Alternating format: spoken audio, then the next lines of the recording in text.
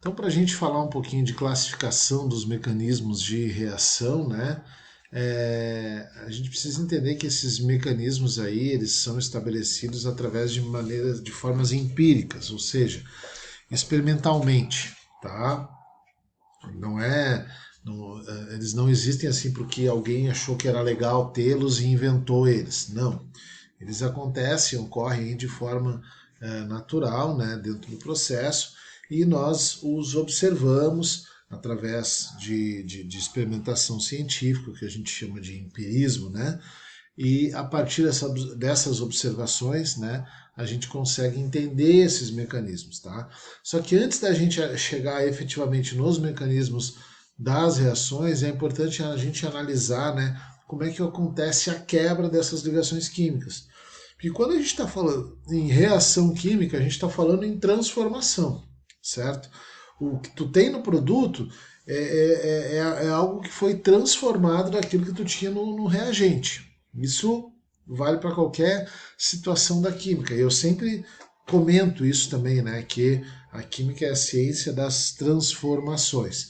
Dentro desse processo, para que aconteça essas transformações, é preciso que haja a quebra, né? E depois é preciso que haja de novo a ligação daquilo que foi quebrado. Quebrar o quê? É preciso que haja a quebra da ligação ou das ligações químicas que estão ali nos reagentes, para que esses reagentes acabem se religando de forma diferente e formando os produtos, né? Se religando em dimensões diferentes, em estruturas diferentes, como se fosse um jogo de Lego, onde eu tenho um determinado Lego e daí eu desmonto ele e monto ele de outra forma. É assim que acontece na química. E então, esses processos, né, de quebra dessas ligações, a gente pode chamar eles, tá, de cisão, né, dentro da química, onde existe uma cisão dessa ligação, ou também aparece o termo clivagem, tá? Bem comum para a gente também o termo clivagem, tá? O que a gente precisa entender disso? Deixa eu só melhorar aqui aí. Que existem dois tipos de cisão, dois tipos de quebra, tá? A cisão homolítica ou a cisão ou a homólise, tá? Homólise, né? Homo igual, lise quebra, então uma quebra igual. O que ele está querendo dizer com isso? Observa aqui, tá? Vou dar um zoom aqui. Observa aqui que numa cisão homolítica, por exemplo, isso aqui é um gás cloro, onde eu tenho o cloro com seus 7 elétrons, e eu sei que ele tem 7 elétrons, porque ele é um halogênio, está lá na família 17 da tabela periódica. Né? Eu tenho ele com seus 7 elétrons, 1, 2, 3, 4, 5, 6, 7 elétrons aqui, sendo quebrada essa ligação química aqui, que é uma ligação covalente, ela está sendo quebrada. Isso aqui é uma ligação covalente apolar. Essa molécula ela é apolar porque eu tenho dois polos iguais aqui que se anulam. Então, essa quebra eu estou chamando de cisão homolítica porque os elétrons que ficam ali ao entorno do cloro, que formam o chamado radical livre, né, que a gente bastante escuta falar, radical livre então é átomo de cloro com os elétrons isolados ou desemparelhados. Pode ser, mas pode ser cloro, pode ser carbono, pode ser oxigênio, pode ser flúor, pode ser N situações, qualquer situação dentro da química. Então, essa cisão homolítica é quando essa quebra acontece, né, da ligação química e os átomos ficam com a mesma quantidade de elétrons cada um deles. Pode reparar aqui que houve a quebra da ligação química e cada cloro permaneceu bonitinho com seus 7 elétrons. Ninguém perdeu elétron para ninguém. Esse processo onde a cisão ocorre de forma equilibrada, né, onde essa quebra ocorre sem contemplar nenhum nem outro, no sentido de deixar um com mais elétrons, outro com menos elétrons, não. Né, ela pode ver que esse cloro está com 7 elétrons e esse outro cloro também está com 7 elétrons. Quando isso acontece, eu chamo um processo de homólise ou cisão homolítica. Tá? Aqui, então, esses elétrons isolados ou desemparelhados, né, eu chamo-os de radicais livres, chamo eles de radicais livres. Bom, o que acontece aqui? Tá? Essa cisão, para ela acontecer, essa quebra, eu preciso ter alguma coisa. Como é que eu quebro isso aí? De que forma? Bom, em geral aí, né, essas espécies químicas aí vão ter elétrons com alto potencial energético. Então eu preciso inserir uma determinada quantidade de luz, né, para produzir essa quebra. Então a luz vai produzir essa cisão homolítica, né, que vai originar esses radicais livres. Em geral, quando eu vou inserindo luz sobre essa substância, eu consigo fazer isso. Tá? Deixa eu passar o próximo. Uma coisa importante também para a gente mencionar, né? Radicais livres é um termo que a gente escuta muito, inclusive na mídia, né? Propagandas de produtos que combatem os radicais livres, de alimentos, né, que são benéficos para combater radicais livres. É bastante comum a gente ouvir isso no nosso dia a dia. Qual é o problema dos radicais livres no nosso organismo? É que os radicais livres, todos nós naturalmente vamos ter radicais livres no nosso organismo, tá? Não tem como a gente não tê-los, tá? É natural esse processo. Mas o excesso de radicais livres vai proporcionar um ambiente muito mais favorável, né, ao desenvolvimento de doenças.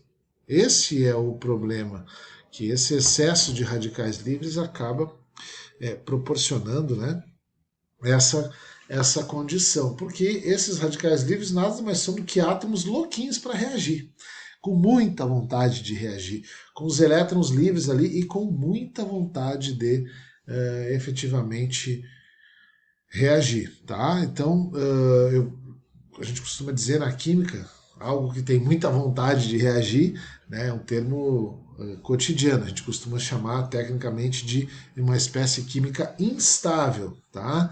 Algo que seja muito instável é algo que vai ser bastante reativo, tá? Porque apresentam esses elétrons desemparelhados aí na sua estrutura, né? Tem orbitais eletrônicos então incompletos, digamos assim, tá? E facilmente eles vão reagir entre si, formando outras espécies químicas. Então esses radicais livres começam a reagir, formando outras espécies químicas, e essas novas espécies químicas formadas para a nossa saúde muitas vezes não são benéficas, nos trazem doenças, e por isso a gente escuta o termo combate os radicais livres, né? Porque a gente sabe que excesso de radical livre é excesso de formação de novas espécies químicas, acabam fomentando o desenvolvimento de doenças como, por exemplo, o câncer, que obviamente ninguém quer ter, né? Falando em doenças, né? Uma foto aqui de uma pessoa estressada, com um semblante estressado, com a mão na testa, né? Um homem ali com a mão na testa, assim, um pouco estressado no seu trabalho. Então, o estresse é um fator que facilita esse desenvolvimento de radical livre. O cigarro, nem preciso explicar, eu poderia passar várias aulas falando dos malefícios do cigarro, né? Ele também fomenta isso. O uso de bebidas alcoólicas também, né? O álcool ele é prejudicial ao nosso organismo, isso também é assunto que a gente já conversou e a gente sabe muito bem. N situações, poderia passar o dia inteiro falando sobre os malefícios do álcool para o organismo, né?